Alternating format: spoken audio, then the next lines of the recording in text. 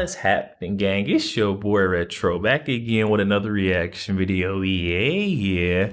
Say we got another huge update. I know you guys could probably already tell it is going down just by that title alone. We've got Kamala Harris coming out failing miserably in this newest sit-down interview, which looks to be like her worst interview yet in my books, guys. I'm excited to get into it, see what Kamala Harris has to say now.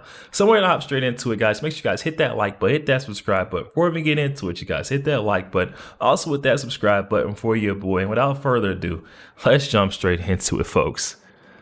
I grew up a middle-class kid.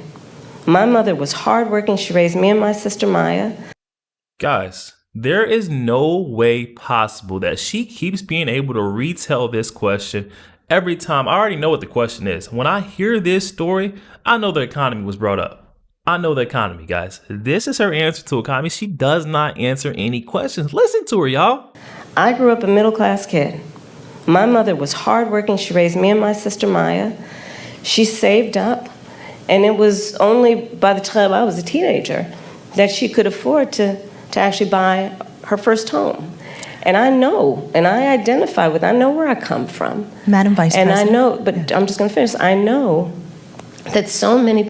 Listen, even the journalists that are supposed to be handling her with kid gloves, supposed to be giving her the softball question, or trying to get her back on track. Like, we just asked you a very basic question, and you're going on this crazy rant about where you came from. We didn't even ask that. This has nothing to do with the question that was posed. Listen to her, guys. To buy her first home.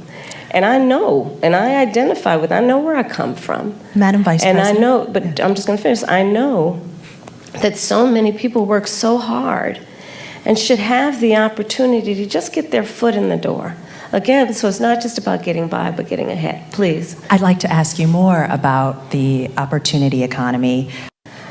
What I tell you guys, I didn't even have to hear the question on the front half, but I knew they were asking about the state of the economy, guys, or the potential economy that Kamala Harris and her administration could provide. Listen to her go, though, guys. Even the journalists that are supposed to be on her side, placating for her, are tired of it. We want to get a little bit more clarification because there is never any substance. These journalists are tired of getting out of these interviews with Kamala Harris, and then people are, holding their feet to the fire saying, hey, why didn't you ask this? Why didn't you follow up on that? They're done with it. Even the folks that are on her side, or they're simply done with it. Listen to her go, guys. She continues. It just gets worse and worse. For someone can buy a lethal weapon if they've been found by a court to be a danger to themselves or others. You might just want to know. And respectfully, we do understand that. But you're asking about... I'm asking specifically about handguns, because many of those handguns aren't purchased in places. Universal background checks apply to handguns. Yes. They do. But in many instances, those handguns aren't even bought lawfully. Yes. Which is why I also have been...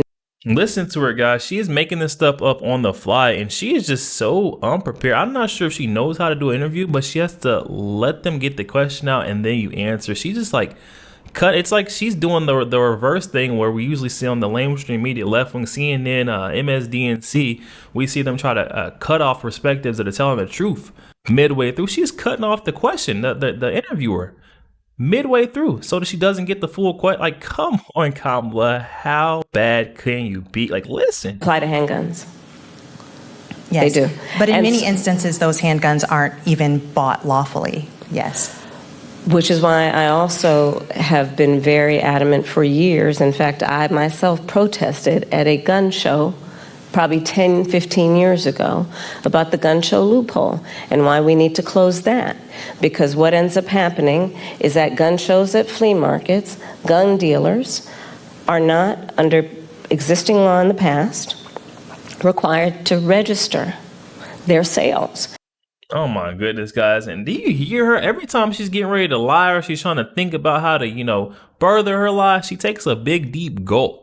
And it's really uncomfortable to hear. Like, listen to her, guys. Those at flea markets, gun dealers are not, under existing law in the past, required to register their sales.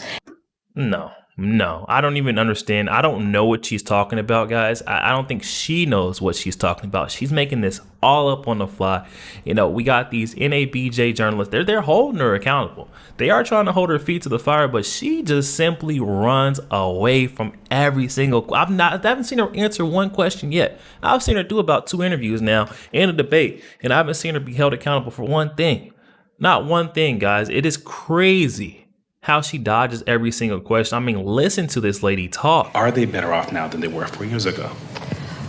So when we came into, well, first of all, let me just say it is good to be with the National Association of Black Journalists, and I thank you for the work you do and that your members do every day. It is very important that we.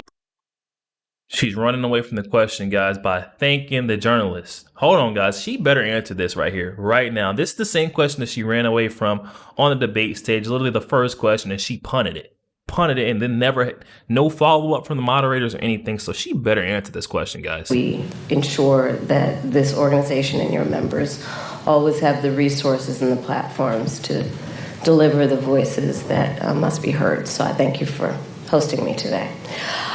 4 years ago, when we came in during the worst unemployment since the Great Depression. We came in during the worst public health. She's literally talking about COVID. So the unemployment that she's speaking of was literally the jobs were shut down. There was no way to, businesses had to close. The health crisis, it was literally a pandemic. She literally makes the craziest excuse, and she dresses up so nice. If you didn't live 2020, you didn't live through that, you wouldn't actually know what Kamala Harris is trying to do right now. But she's trying to turn COVID into Donald Trump's fault. I mean, guys, listen to her. We came in during the worst public health epidemic in centuries. We came in after the worst attack on our democracy since the Civil War. Oh my goodness. And a lot of it due in large part to the mismanagement by the former president as it relates to COVID. Guys, he is asking her how she feels about the state 3 years ago versus now.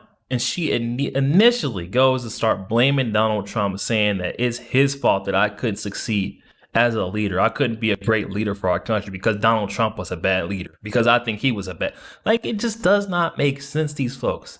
And we can hear it just doesn't seem like they have the self-awareness to understand that, people aren't buying these games, these charades that they're selling right now. Cut it out. To the mismanagement by the former president as it relates to COVID and obviously January 6th. And we had then a lot of work to do to clean up a mess. As of today, we have created over 16 million new jobs, over 800,000 new manufacturing jobs. We have the lowest Black unemployment rate in generations. We have invested in small businesses, and they're to the benefit of many people, but including Black small businesses, some of the highest rate of creation of new Black small businesses in years. Yeah, she can't keep getting away with these lies. She says she came in and had a mess to clean up, like Donald Trump just left it sloppy. This is just all flat out lies, man. I need these NABJ journalists to be calling her every single time. I need a fact check, instant fact check on all these lies that Kamala Harris is spewing. I mean, come on. She can't keep getting away with this. Come on, you guys. Okay, and then I wanted to show you this because she continues, guys. Believe it or not, she continues. But polling shows that some Black men, particularly young Black men, are considering voting for Donald Trump, and they see him as better for the economy. What is your message to young Black male voters who feel left out of this economy, and how can your economic policies materially change their lives? So I appreciate the spirit of the question, but I'll tell you, I've often been asked this question in a way that I've had to respond by first saying that I think it's very important to... Did y'all get the gulp? Did y'all get the gulp? I mean, I may not have got it the first time I called it out, but it was so apparent right there. She's about to tell a fat, flat out lie. Of the question, but I'll tell you, I've often been asked this question in a way that I've had to respond by first saying that I think it's very important to not operate from the assumption that Black men are in anybody's pocket. Black men are like any other voting group. You got to earn their vote. So I'm working to earn the vote, not assuming I'm going to have it because I am black, but because the policies and the perspectives I have understands what we must do to recognize the needs of all communities. And Oh my goodness, guys. You can't be serious right now with these word salads. Like, come on. What is she going to do for the young black male voters? Why should they vote for you, Kamala Harris? You have said absolutely nothing. I told you guys. I told you what that deep gulp meant, and no one believed me. But look, Kamala Harris ready to tell a flat out lie alongside a side dish of that word salad. Come on, y'all. Listen to Kamala Harris speak on inflation, our grocery prices. She admits that there is a problem. Look at this right here, guys. Is the price of groceries still too high? Yes. Do we have more work to do? Yes. And I will tell you, I do believe that I offer a new generation of leadership for our country that is about, in particular, turning the page on an era that sadly has shown us attempts by some to incite fear, to create division in our country. Is the price of groceries still too high? And the craziest part about the whole inciting fear or the fear-mongering point that she's trying to bring up, it's all of them. They're the ones who's trying to scare the people, scare the voters into, giving the vote away. This doesn't make sense to me how she's able to get up there, be able to gaslight the viewers and say, hey, we're not the ones who are scaring you guys into, voting for us. It's Donald Trump. He's the big bad orange guy. He's going to end democracy. He's going to be a dictator on day one. It's them that are doing all the fear mongering, but yet she keeps saying that it's the ones on the right. I mean, it just doesn't make sense, guys. Look at this. And then Kamala Harris is saying a new way forward. She's going to, she understands that, gas prices, a grocery bill, your bills may be high right now, but she's going to offer a new way forward. But then we got Kamala Harris. Look, this is a tweet coming from Corin Green. They copied and pasted the policy page code from Biden's website and couldn't be asked to change it. Join our campaign to re-elect Joe Biden today. Guys, it's right here. I mean, how is this a new way forward, guys? A new way forward, and they're copying the old policies, Joe Biden stuff. I mean, how are they like it writes itself. These jokes write themselves. We can't make this kind of stuff up because it's all on them. Kamala Harris, her campaign, the lamestream media outlets, they keep trying to paint that picture to say that, she is so different from Joe. She's the new, the better, the bigger product, the newer model. But we can all see that is not the case. I mean, this stuff right here, look at it. We can't make this up. They copy and paste. She's plagiarizing stuff from Joe Biden straight from his playbook and expecting us to believe that she's offering a new way forward. It just doesn't make sense, you guys. It doesn't make sense. Come on, y'all. Look at this. This is Kamala Harris, a very abrupt exit. I mean, this right here shows it all. How that interview went at the NABJ, it just shows that she was very uncomfortable. She didn't like the way that interview went.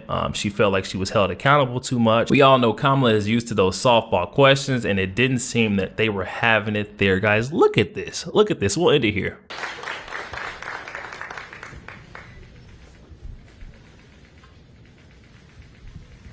Wow. Wow, guys. And look how quick she got. Like, she got out of there in record timing. I mean, the handshakes, the look at the wave. She doesn't even acknowledge the crowd when she waves. I mean, how pathetic can you be? This is just sad. Come on. This reminds me of a kid throwing a temper tantrum after they didn't get their way. Like, look at her. She's about ready to fall out on the floor. Oh, my goodness. Look at the fake wave.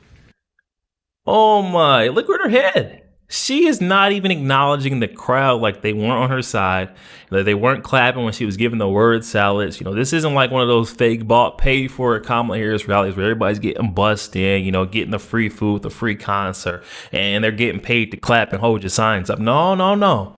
This is the NABJ. We're getting down and dirty. We're getting straight to the juicy topics, and Kamala Harris is going to be held accountable. I'm applauding all these journalists for actually holding Kamala Harris to that standard that she's supposed to be held to, not handling her with the kid gloves. I know Donald Trump was somewhere admiring these interviewers, these journalists.